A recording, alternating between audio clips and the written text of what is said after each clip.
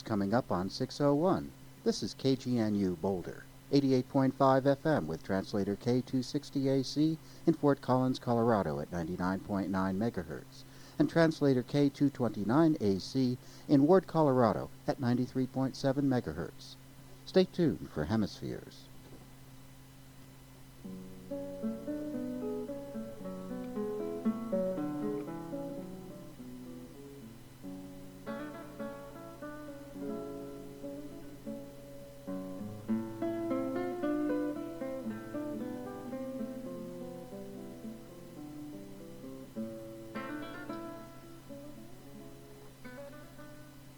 Good evening and welcome to Hemispheres. I'm Joel Edelstein, and with me in the studio this evening, Ellen and Richard, and we are going to be talking with you about Election 96. This may be your last chance, I think, except for the comment line. Of course, you can always call 447-9911 and express yourself on anything you want to, and we'll probably put it on the air Tuesday morning. But as far as regular programming, this may well be your last chance to reflect upon the 96 election. And indeed, we would like to hear from you. We are at 449-4885. Almost forgot that number. 1-800-737-3030. And just before we get underway, I did want to mention that we really appreciate all of you who support the station, whether you pledge during the spring drive or the fall drive. We're really delighted. You are the reason that KGNU is on the air, and we couldn't do it without you. And if you haven't paid your pledge, well, this would be a good time to do it, coming down during normal business hours. Good evening, Ellen. Good evening, Richard. Good evening. Well, how do you see 4 more years? Is that an appropriate question to start with? What are you expecting from the Clinton administration? Well, I think before getting into what I expect or don't expect from the Clinton administration, I would just like to take a moment to talk about somebody that has done a lot of good for the world. Lois Rempel, an activist from Pueblo, Colorado, and she was unfortunately killed by a car just a day or so ago in Pueblo. And there will be a service for her tomorrow afternoon in Pueblo.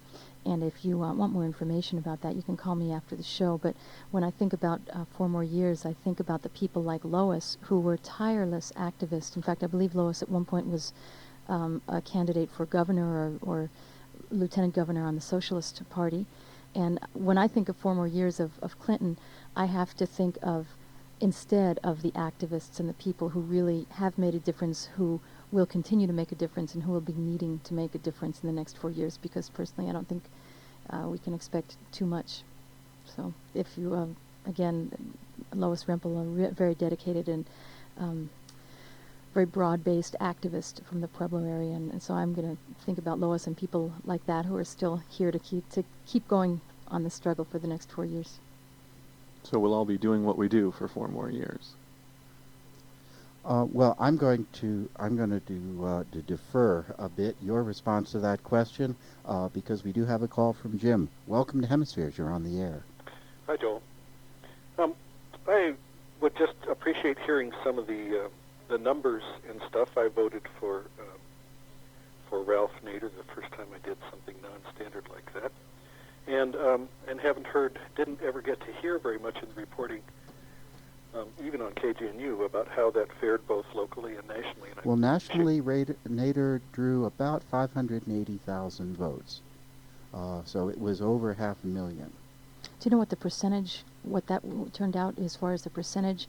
And of course, something like only half of the eligible voters voted, but in terms of the percentage of people who did vote, what that worked out to be? Well, it looks like there's somewhere in the neighborhood of 100 million votes, roughly.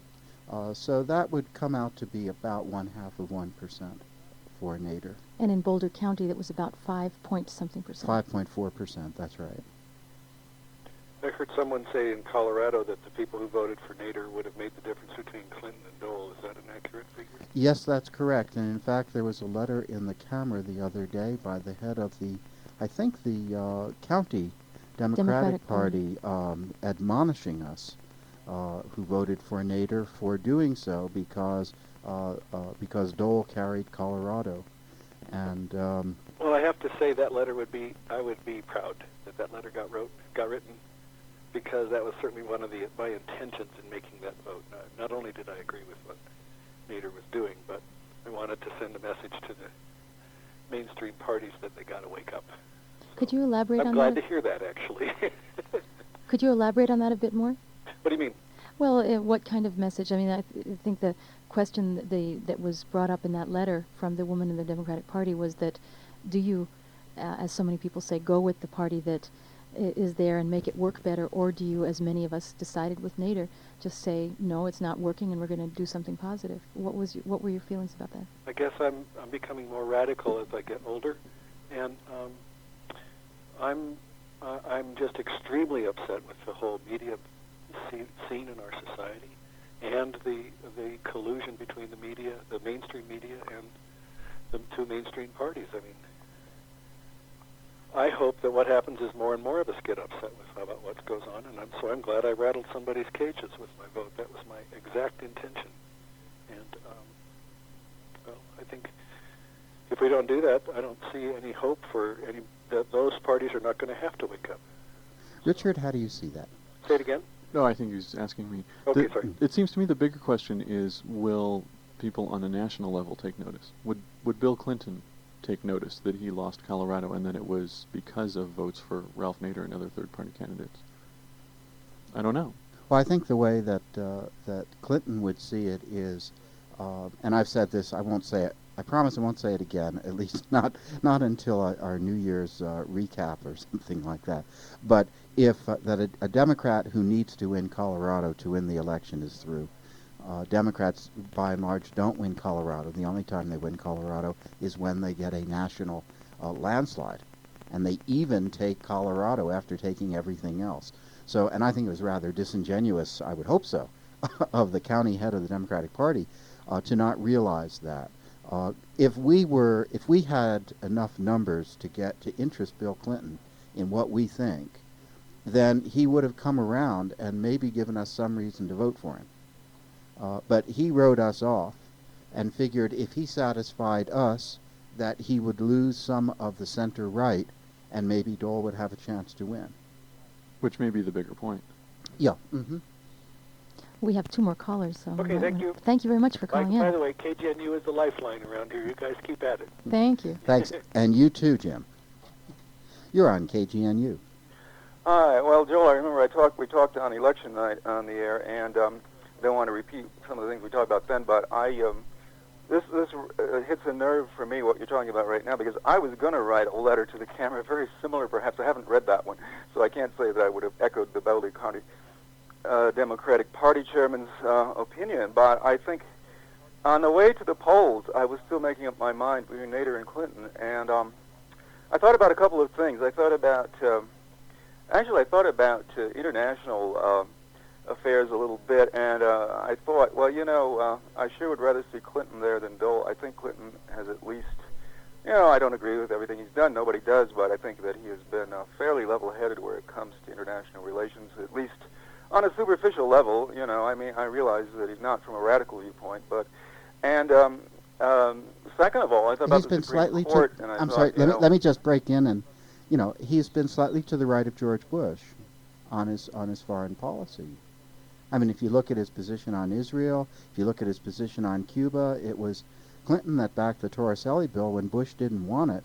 Then he went along and did Helms-Burton. His policy on Haiti, I don't know if it would be right of Bush, but it certainly has been to suppress the popular movement there. I don't see him as being any better than the Republican position on foreign policy.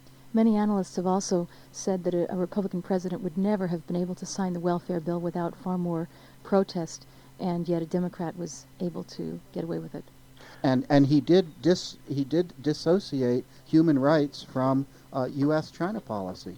I agree with all of that. I agree with everything you said there. And of course, on policy, I didn't say that his policy was something I agreed with on everything in international affairs. In fact, very few of his policies that I agree with. But I meant his everyday diplomatic handling of crises such as in Bosnia and various places. Of course, we could argue about that because I wish he had intervened earlier, etc. But I mean, it's just a matter of perception that I feel. I certainly, he didn't at least so far get us into a Gulf War the way Bush did, so that's just a minor thing. The other point was the Supreme Court, and this president may have a chance to appoint even more than one Supreme Court justice, and that's pretty important. And it's pretty important, very important, as a matter of fact, and it could have been the overriding factor in my decision, because I wouldn't want Bill to appoint the next two justices on the Supreme Court. So, but I don't know. And the other point I was going to make, and I don't know if you have time, but is that if, real quick, because we do have other callers waiting. Okay, if all the people on the left who want a change in politics would somehow try to reform the Democratic Party from within. Now, that sounds ridiculous. I can imagine you're all laughing at me when I say that. And I understand why you're laughing at me, because it looks impossible. But on the other hand, these splinter parties, not just a third party, but a fifth, sixth, seventh, and eighth party are not going to do much either. So, anyway. All right, thanks for listening. Great. Thanks very much for your call. Any responses here in the studio before we go on? Well, I wanted to take exception to that one, because personally it seems to me that what we're moving towards in the 2000 elections is a powerful Labor Party. The Labor Party was just founded in June. I think I have high hopes for them. I think they're going to get their act together, and we're going to see some radical change. And fellow producer Leo Gripe-Ruiz is here as well. Good evening, Leo. Hi, it's good to get here. Are we there? There we go. Hi, how's everybody doing? I got a phone call, a long-distance call from someone who's working with people who have been screwed equally by the Democrats as well as the Republicans. So I got here a little late. That says something about my attitude. With the last caller, the idea of reforming the Democrat Party is fascinating from the perspective of someone working with colonized communities. What we would have to do is basically move in on it, overpopulate it, and hold our own kind of election, the same thing that the Howleys did in Hawaii in order to make it a state. So I think we're busy dealing with our own very serious issues on the block. And I also think that personally that some of the energy that would be spent trying to reform the Democratic Party might be worth trying to reform the system to allow for multiple parties, to allow for proportional representation, to do any number of other things that would strengthen alternative viewpoints and alternative parties. So we're at 449-4885 or 1-800-737-3030. Good evening. You're on Hemispheres. Hi. Hi. My name is Jason, and I'm calling. I've been listening in for the past 15 minutes at work and trying to make up my mind about what to say, and I've got a few comments. The first thing Does your boss know? No, I'm here alone, but if she knew, I'm sure she'd approve. The first thing I've been curious about is when we talk about reforming the Democratic Party, it seems like, the big corporate special interests, the real special interests in this country, are giving 50% of their money to the Democrats and 50% to the Republicans. And so it seems to me the idea of reforming, the people reforming the Democratic Party is almost insane. Because it seems that, when I can only write a check for $25 to back a party up, and someone can write a check for $100,000, they're going to have whatever percentage multiple of mine say. If I'm paying 1/10 the amount they are, it seems that even though idealistically we'd have the same amount of say, they have 10 times the say I do. And so it seems that reforming the Democratic Party is just not an option. And the other thing is with the idea that the was it the county Democratic chair? I think it was the campaign manager. Campaign manager wrote the letter chiding all of us for voting for Ralph Nader. I think that was the idea. Someone said they were trying to, rattle the cage. I think the idea is, if we're disgusted with the one-party system in this country, I think the point is I'm glad I'm chided. Because I'm trying to say I'm not going to vote for Bill Clinton because Bill Clinton doesn't serve the interests, my interests, or the interests of most other Americans, as far as I know. And it was a tricky decision coming to the polls because I'd read the People's Weekly World a week or two before the elections, and they were arguing that we should all vote for Clinton because it was a real life situation where it was life or death for 27 million, children who are, cut off from health care and food and stuff like that. Who were cut off by the bill that Clinton himself signed. And that was my response. Alexander Coburn in The Nation a few months ago said that it was an inside job. No Republican could have gotten away with what Bill Clinton got away with. And it's the frightening fact that it's because he's a Democrat. You know, he can do things that Democrats typically wouldn't do, but because people see him do that, but then go, well, he's a Democrat, he couldn't be doing what he's doing, ergo, he didn't do it. It's like it goes down the memory hole. People see what's going on, but because there's a label called Democrat, they just don't see it. They think that Bob Dole has to be worse because he's a Republican, even though he probably couldn't have gotten away with what Bill Clinton got away with. Well, you know, when the Republicans are in control, they espouse virulently vicious policies which are modified by the Democrats, who are frequently bowing to public outrage, right? We hold demonstrations. But then when the Democrats are in control, they espouse seemingly less virulent policies that are never challenged by the ones that call themselves a movement. Right. You know, and the end's the same. And that's what appalls me, is that it seems nobody can see past the facade. And the thing is, it's not much of a facade anymore, because Clinton is acting so conservatively. You know, the fact that we talk about Clinton being a centrist, and then the phrase center-right is used, when Bob Dole's calling him a liberal, it just amazes me that people don't sit and guffaw their heads off. Right, and now in the interest of national solidarity, he's going to bring Republicans into the cabinet so that the facade is peeling away. Right. Jason, thanks very much for your call. Thank you very much. And we do have a couple lines open at 449-4885. Hi, you're on KGNU. Hello. Hi. Hi. Okay. My name's Becky, and I just wanted to say that along the lines of the letter in the camera, I think the woman's under the mistake that I would have voted for Clinton. And basically, I didn't vote for him because I had a choice, and if I didn't have a choice, I wouldn't have voted for him anyway. I just would have been one of those people that didn't vote at all. And I also wanted to bring up the point Which is, by the way, the largest number of people did not vote in this election, in or percentage, I guess, of people didn't vote since, I think, 1825 or something? 1924. Well, 1924. 72 years ago. Yeah, 1924. Gee, that kind of harkens back to what's going to lead up to another depression in a way. But anyway, another thing is I was under the impression, and I could be wrong, that Clinton didn't make a decision and postponed making a decision on Helms-Burton until January of 97. That's right. Yeah, he had he took advantage of the provision that he could delay by 6 months the implementation. Right. So Okay. as to avert a trade war with the European community. Right. And Canada. Yeah, well, the European community is taking it to the World Trade Organization as a violation of its rules, and it's going to be interesting to see what happens.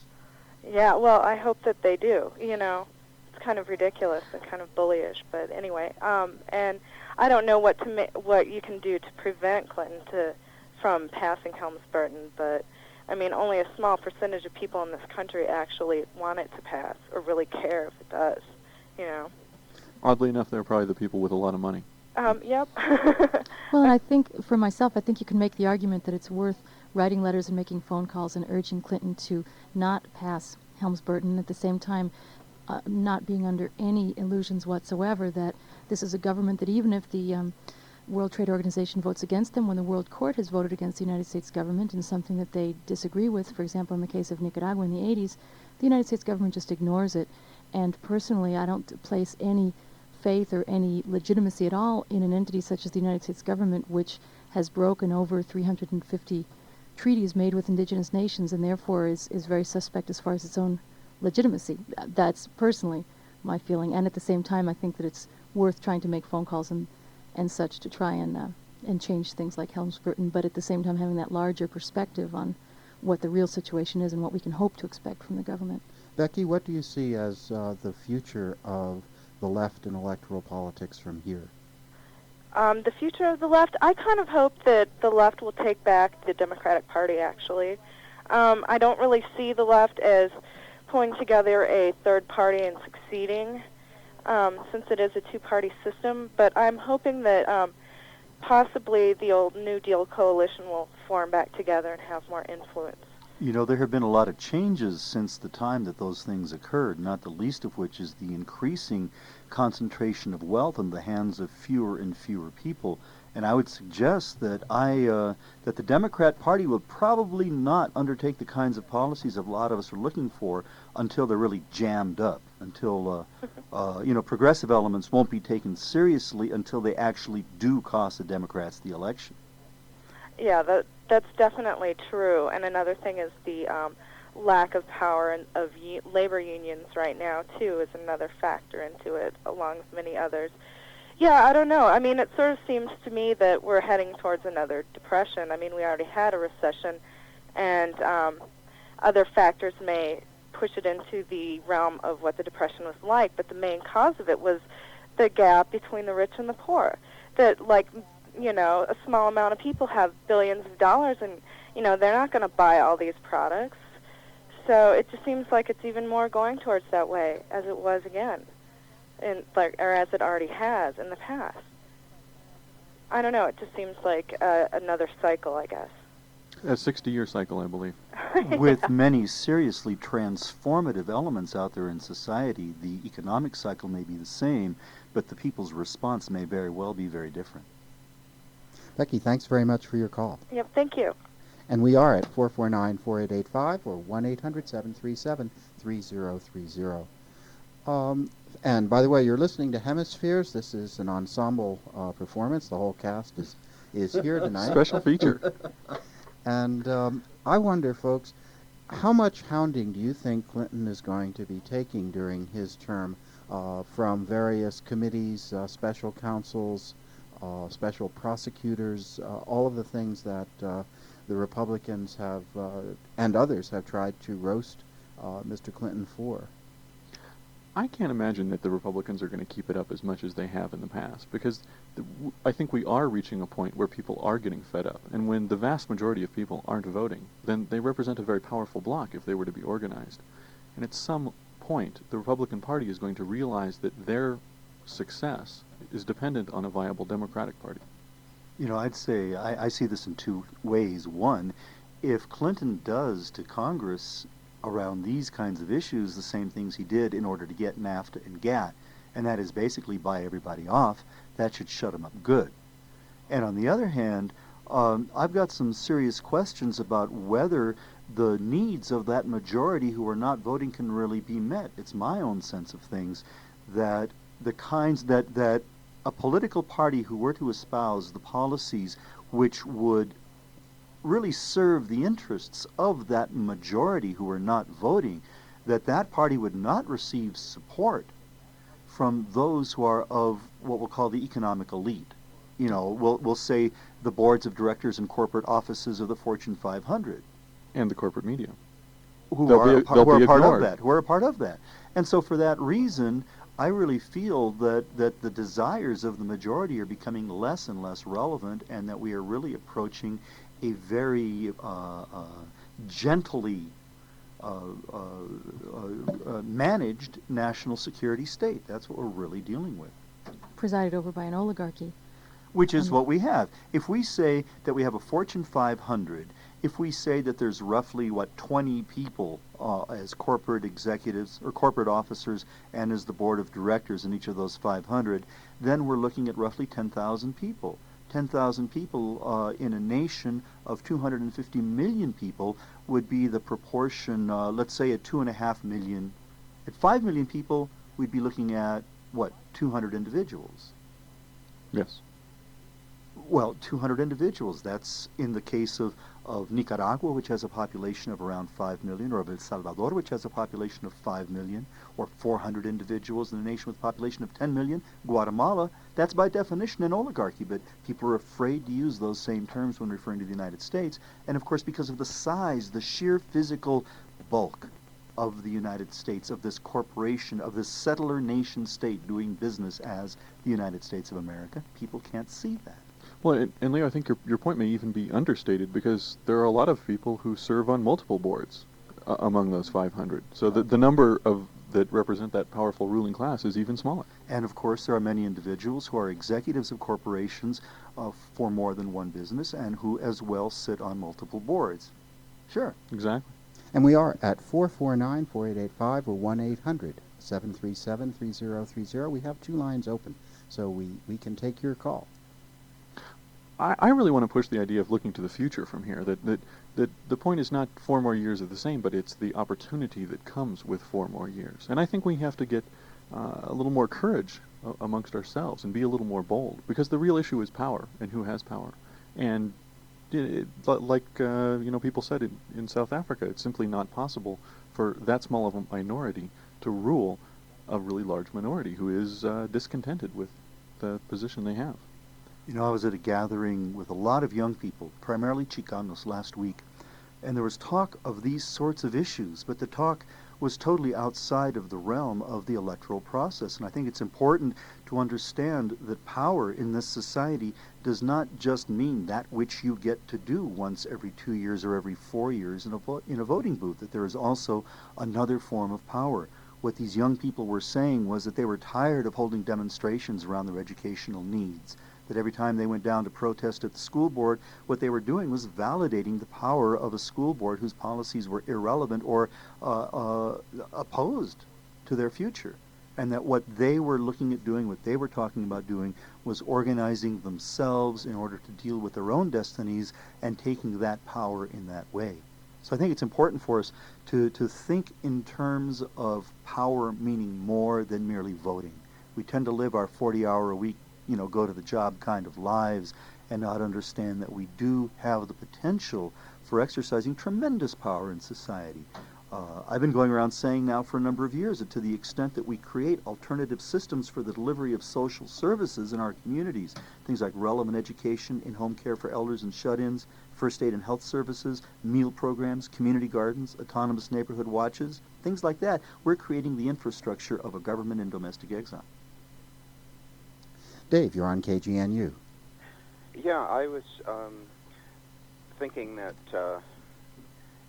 the left sometimes overemphasizes electoral politics because electoral politics really reflects the strength of the social forces in a society. If a labor movement has organized a large number of workers and goes into the Democratic Party as a large force, it can really shake things up. Or similarly with the civil rights movement or the women's movement. Well, see, imagine if that same number of labor activists ran their own candidates and took over the governorship of half the states. What would happen then? Well, that would be a good idea, except, of course, we have a winner-take-all system, and we have many rules in different states that really prejudice things for both of the two parties. So I would think that third-party activity should be on a local level. That's, the only way you can really build up a third party. If you have a presidential election, it's always going to be a symbolic protest. And I don't understand why that's true. Well, you just... I think that's what Ralph Nader's point was. One of his many points when he was here is that his campaign was not about him or Winona LaDuke, both of whom are very able thinkers and doers and activists, but rather it was about building a grassroots movement from the very, very base up, and that's why they weren't involved in major campaigning as such or going around saying vote for us. It was more about let's look at these issues, let's build the party. And in fact, that might have been one of the criticisms that some people might have had of the candidacy and the Green Party, is that there wasn't enough really pushing as a means of making a statement on a national level for the vote. On any level. What do you think, David? Well, I really think you have to have grassroots movements, and if that grassroots movement is really strong, I would think that it would end up, if the left is going to have any real impact on this country, there's going to be a big battle within the Democratic Party, and I don't see how you can't see that. It's No, I'm writing off the Democratic Party for the future. I think it's ridiculous. Who needs them? Well, yeah, I right. think that... I think it's all the different progressive social movements that are involved in the Democratic Party. And Well, Dave, I think that in my own personal view, and we do need to move on because there's other callers, but I think that if we are successful in terms of a really progressive, strong grassroots movement, it will cause all kinds of dynamics within the Democratic Party that might make things seem very different from the way they seem right now. But let's get to that point, and then we'll see. Okay. Thanks very much for your call. Oh, okay. Thank you for calling.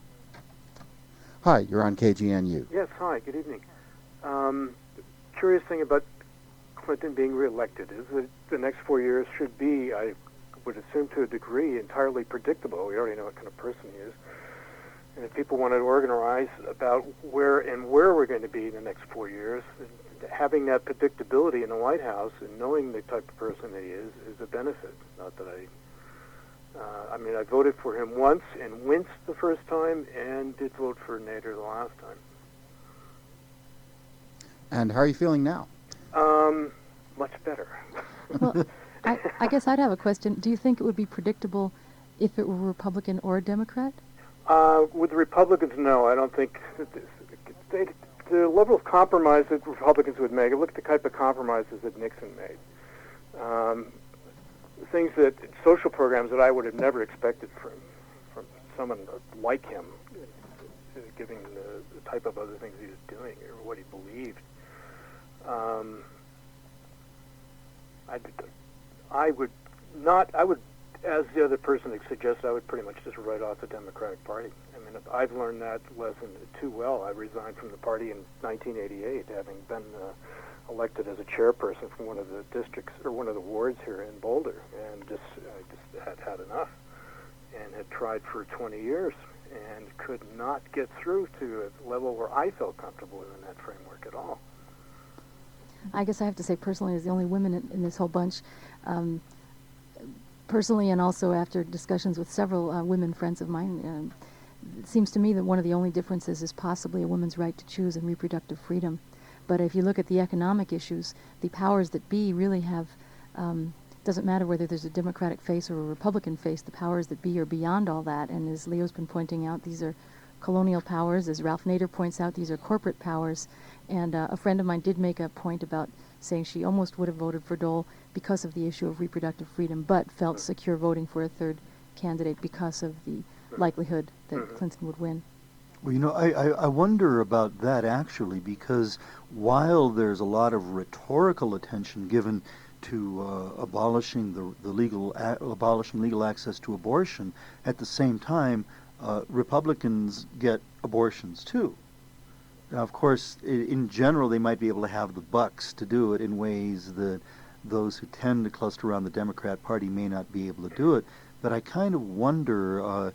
We saw that was a very divisive issue in the Republican convention as well. So I tend to think that a vote for the Republicans, a winning on the part of the Republicans, might not really have led to the abolition of access to abortion. I don't know, Leo. I think that the corporate ruling class is feeling very emboldened of late, and that if the Republicans were to have a mandate with dominating the Congress and the presidency, that the slide toward fascism in this country would have become greatly accelerated. And I think would have generated a corresponding movement on the part of many of the organizations that we can look around at who were very active, let's say, during the Persian Gulf War, but who didn't raise a squeak during the time that Clinton has been in office, even though there's all sorts of issues out there, not the least of which being capital punishment. Well, I don't think that's quite fair on your part. People have been protesting. You know, look at the various marches on Washington and the large march in support of children's rights right after Clinton did sign the bill. There were hundreds and hundreds of thousands of people. That's true, though. The kinds of organizations I'm referring to are more what we'll call, these activist organizations that exist in many cities. No, I agree with you in general. I'm just saying that I think you can push that point a little too far. Thanks very much. Final comment, because we've got people waiting. Yes. 2 weeks ago in Toronto, there was a strike protesting cutbacks and social programs. They virtually shut the city down for 2 days. And it's possible that we're going to see more and more active and more progressive protests in other countries rather than our own before we see it here, where there continues to be a rebellion against this global agenda as far as the economies of other countries are concerned, particularly the United States imposing its worldview and preventing other countries from having their types of foreign relations that they would like to have, especially in Canada. There seems to be more and more protests in Canada right now around those issues, like Helms-Burton. There's been talk in the Parliament about courts and going to the World Court and suing the United States, and even humorously suggesting that the Canadians sue for damages during the War of 1812. Thanks very much for your call. Lori, you're on Hemispheres. Hi there. I just wanted to respond to some of the people who've called in with the comments how the only future for the left is to take over the Democratic Party. I just get the feeling that the people who say that or who are sitting at home and thinking that are generally the ones who haven't actually tried taking over the Democratic Party in recent years. I think there are just so many examples in recent history that show what a futile idea that is. I mean, let's look at the organizing against NAFTA, or organizing for single-payer health care is a real good example. I mean, the left was tremendously organized on those issues and had really put together these grand coalitions, which we talk about as the model, and really, I mean, put a lot of pressure on the Democratic Party in a very powerful way, yet it was for absolutely nothing. And to think that we could just keep doing that over and over, and banging our head against that same brick wall over and over, just seems kind of ludicrous to me. And maybe I'd like to give a local example of this, too. There was a group of progressive activists in Boulder who basically did a very good job of taking over the Boulder County Democratic Party on the issue of single-payer health care. They basically moved in the county caucuses and outnumbered everyone else and managed to get single-payer health care on the Boulder County Democratic Party platform. Yet it ended up being for absolutely nothing. It's on the platform now, yet David Skaggs and all the other Democratic politicians on up the line would never dream of instituting single-payer health care. Well, I think that's an excellent point and spoken clearly from experience, and I think it just reinforces what some of us have been saying. You know, it seems to me that it's like every generation gets a new holy grail. I'm involved in political work with an organization working at the international level, saying we have exhausted domestic remedies. After 50 years almost of being under the government of the United States, they still haven't figured out how to do education for Chicanos. Things are a little ridiculous that we should keep thinking that, well, next year something will happen. No, the year after that something will happen. Or just work with the school board. Or just work with the school board, because again, after how many hundreds of years have to go by before you decide that the deal's off? And frankly, as of the time of the protests against the Simi Valley verdict, it became obvious that the social contract is off, and it's not people on the bottom end of that contract who have abrogated the contract. The abrogation has come from the state. And before we can speak of having some sort of viable social contract, again with what I consistently call this settler nation state doing business as the United States of America, there's all sorts of things that have to be done. There's a little matter of 40 acres and a mule plus interests for all of the descendants of slaves. There's the matter of making appropriate reparations and access to land for all of the native peoples whose treaties have been abrogated again by the government. And we could go on with many other areas, you know, relevant health, relevant education, all of those kinds of issues.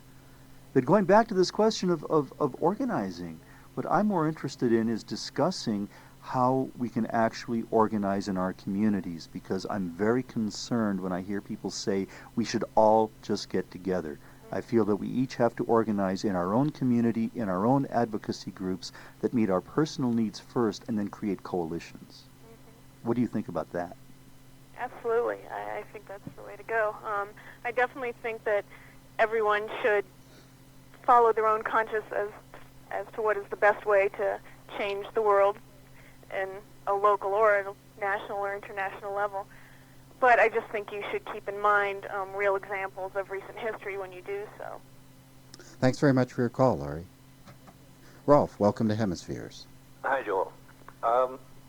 This may be repetitious, but there was a recent article, I think it was last week in The Nation, where I thought a useful metaphor was used. It said, would you prefer a wolf or a wolf in sheep's clothing in the White House? And I think that's what several of you panelists have been saying to a certain extent, and some of the callers as well, in thinking about what happens after the election.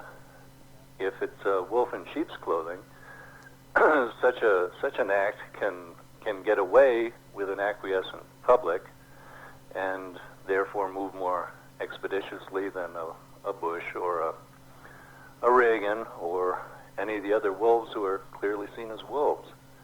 If that's the case, then I was making the wrong decision, because I was thinking, should I vote for Clinton or should I vote for Nader? I should have been thinking, should I vote for Dole or should I vote for Nader? Honesty, at least. Pardon me? Going for honesty. Yeah. There's a danger, I believe it was the Communist Party in Germany that said vote for Hitler because he'll exacerbate social conditions in such a way that we'll be able to generate a genuine revolutionary movement, not comprehending the true depth of capacity for violence there. Right. Didn't quite work out right. So there's always that kind of danger. Yet on the other hand, if you've understood the lessons of history, I think that there are times when it does make sense to do things that would generate what Reverend Martin Luther King Jr. called creative tension in a community through raising certain issues. And maybe sometimes the way that those issues get raised is by having people like the Republicans get into power who are upfront about what they're doing. I mean, who could have better served the Democrats' agenda than Newt Gingrich? Mm-hmm.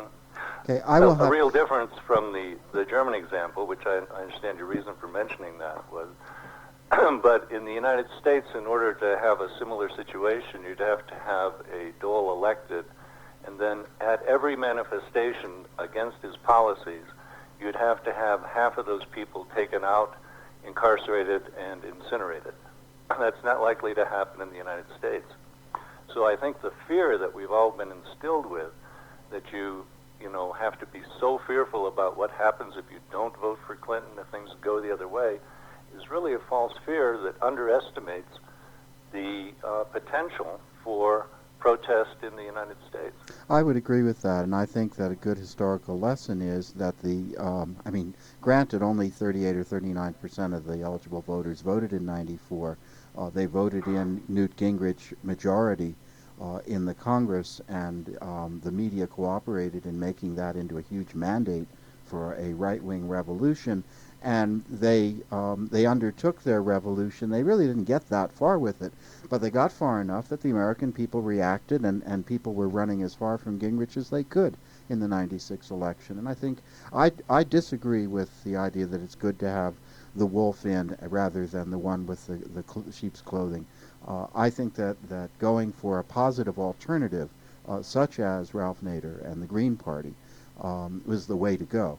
But I do think the American people would say enough if they were faced with having Republican administration. I mean, as I've said many times, I think that the Eisenhower Republican won this election, the Reagan Republican lost.